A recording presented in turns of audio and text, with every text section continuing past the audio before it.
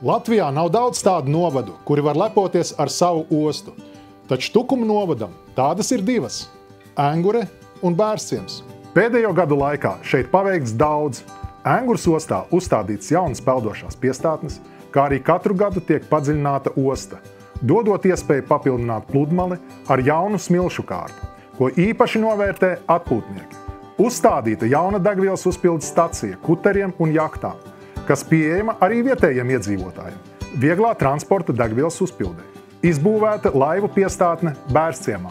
Taču, lai Engures osta kļūtu par pilnvērtīgu un pašpietiekamu ostu, kas atbilst visām mūsdienu kuģošanas prasībām un spētu sevi uzturēt bez pašvaldības atbalsta, nepieciešams izbūvēt jaunu zvejnieku piestātni un pilnībā atjaunot Ziemeļu molu.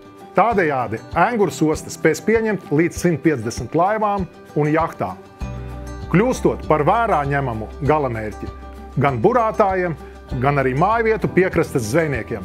Lielākais darbs jau ir padarīts, taču labi iesāktais ir jānoved līdz galam.